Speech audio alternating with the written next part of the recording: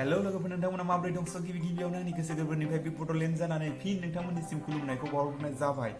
दिनैनि टपिकखौ नोंथांमोना बे भिडिअनि थाम्बनेल्स एबा टाइटेलाव नायनानै मोनथिखाबाय जानांगौ जुदि नोंथांमोना कम्पानियाव मोनसे मोजां रलाव जब मावनो लुबैयोबा बे भिडिअआ नोंनि होनना सानना ला जेरै human resource marketing admin accountant advertiser etcetera जुदि कम्पानियाव बैफोरबायदि मोजां जबनि रलखौ नोंथांमोनाबो मावनो लुबैयो अब्ला नोंथांमोना BA एबा साइन्स फरायनानै लाब गैया नोंथांमोना BBA एबा MBA खालामनांगोन जुदि नोंथांमोना HS एबा हायर सेकेन्डारियाव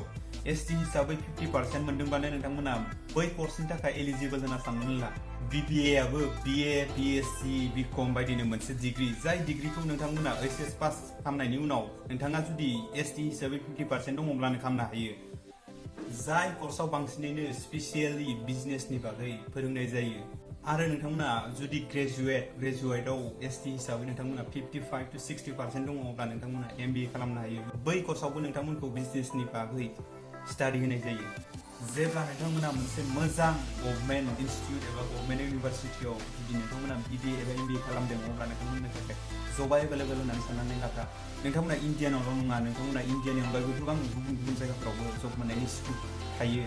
नोंथांमोना बे कर्सखौ खालामबा नोंथांमोना जबनि थाखाय जिंगासिनांगौ खोथा गैया नोंथांमोननि थाखाय जबा एभेलेबल जागोन आरो जोंनि आसामनि गोबां बर'फ्रानो गुबुन हादोर एबा गुबुन आसामनि बाहेराव गोबां जब मावनो थाङो बिथांमोना बांसिनानो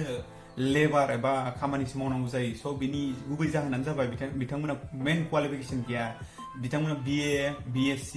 जाबाबो बिथांमोना बै कम्पानिनि थाखाय एलिजिबल नङा नोंथांमोना कम्पानियाव जब जुदि मावनो एबा मोजां पस्टआव जब मावनोब्ला नोंथांमोना BBA फरायनांगोन जुदि सासे MA पास सुबुङा कम्पानियाव मावनो होनना जब मावहैयोबा बिथांनि थाखाय बे एलिजिबल नङा बे एग्जाम्पल हिसाबै ओरैबायदिसो जागोन सासे मेरिट जानाय सुबुंखौ सासे गगा मोननायनि मुलि जाहोब्ला हामनाय नङा बेबायदिसो जागोन नोंथांमोना जुदि कम्पानियाव मोजां रल लानाय जब मावनो लुबैयो अब्ला नोंथांमोना BBA फरायबानो जाबाय BBA खौ माबोरै फरायनांगौ आं बिनि डिटेल्सखौ आं भिडिअ होलांगासिनो नोंथांमोना भिडिअखौ मोजाङै नायलांबानो जाबाय आरो जुदि भिडिअखौ नोंथांमोना मोजां मोनोबा लाइक शेयार आरो कमेन्ट खालामनो दाबाव नायलांदो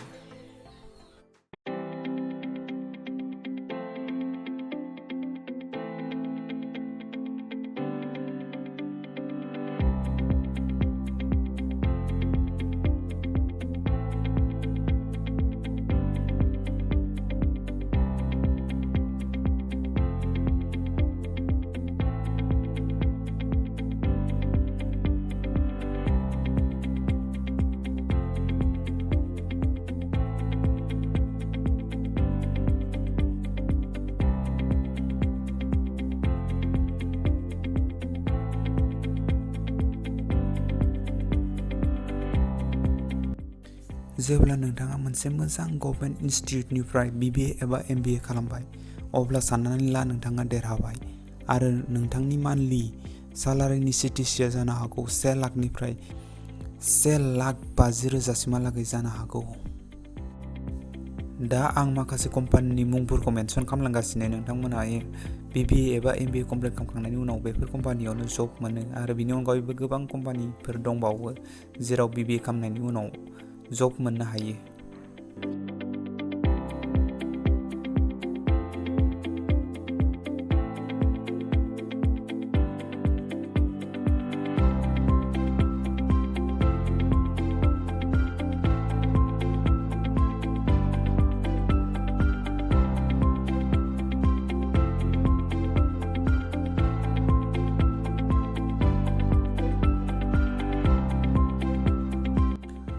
आरो BBA एबा MBA नि गोबां दफाफोर एबा स्पेसियालाइज दङ नोंथाङा अबे मोनसेखौ मोजां मोनो बेखौनो चुज खालामना लाबानो जाबाय